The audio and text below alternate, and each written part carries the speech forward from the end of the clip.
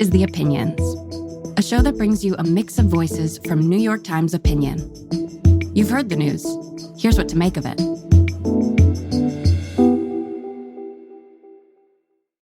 I'm Nicholas Kristof.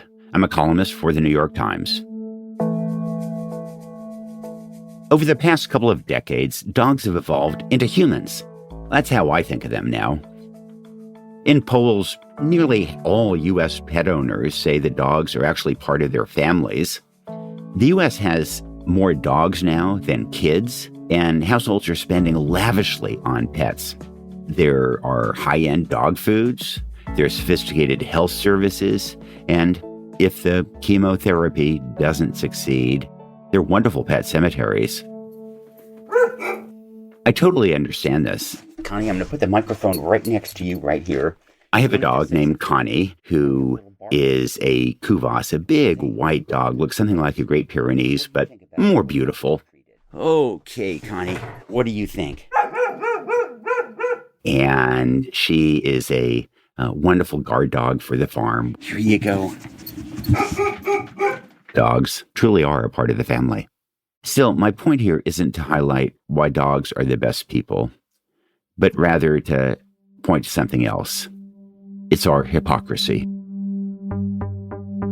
Just as today we wonder how people like Thomas Jefferson could have been so morally obtuse as to own and abuse slaves, our own descendants will look back at us and they'll puzzle over how 21st century humans could have tolerated factory farming and a systematic abuse of intelligent mammals like pigs.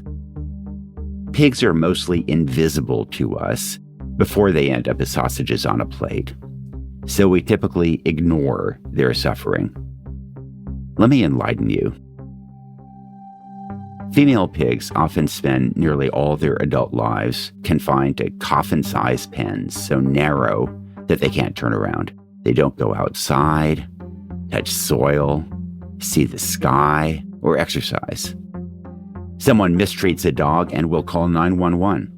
But if a company tortures millions of hogs as a business model, we dine on its products, invest in its shares, and honor its executives. Reporting this piece, I learned that when meatpacking plants closed during the pandemic, more than 200,000 hogs were euthanized. And you know how? By raising the temperatures to 130 degrees so that the animals perish from the heat.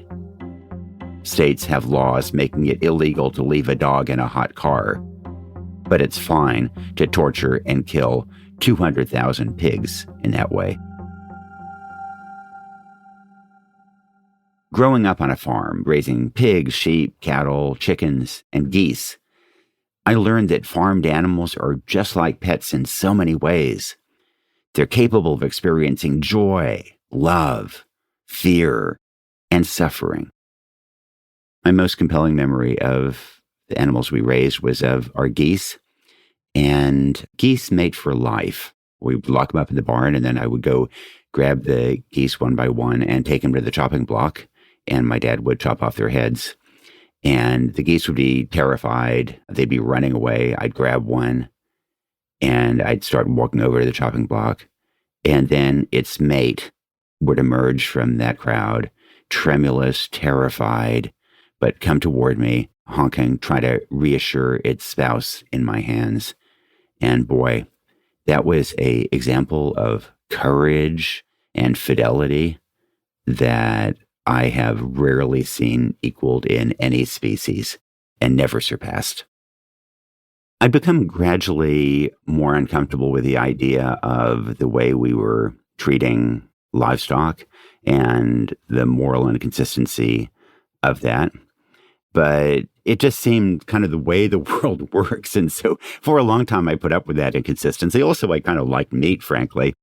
And it was really my daughter who became a vegetarian first and pushed me to confront my own moral inconsistency. And so I guess it was about 10 years ago that I basically stopped eating meat. And look, there are a lot of blurry lines that I haven't entirely figured out. I eat fish. Should I eat fish? I don't know. I don't want to wag my fingers at people and tell them, look, this is how you should eat. But I do think that there are really important ethical questions that we have to ponder and confront. And frankly, I think that our diet is based on not thinking about these issues and not confronting them. I want to push people to grapple with the inconsistencies in our moral code and in our diet.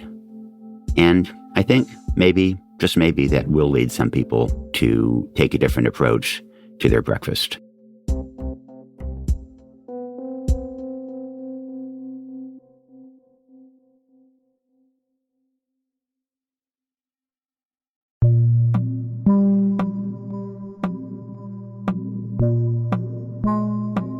If you like this show, follow it on Spotify, Apple, or wherever you get your podcasts.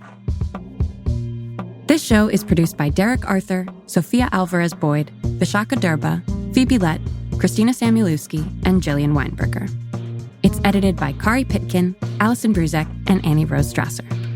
Engineering, mixing, and original music by Isaac Jones, Sonia Herrero, Pat McCusker, Carol Saburo, and Afim Shapiro. Additional music by Amin Sahota. The fact-check team is Kate Sinclair, Mary Marge Locker, and Michelle Harris. Audience strategy by Shannon Busta, Christina Samuelewski, and Adrian Rivera. The executive producer of Times Opinion Audio is Annie Rose Strasser.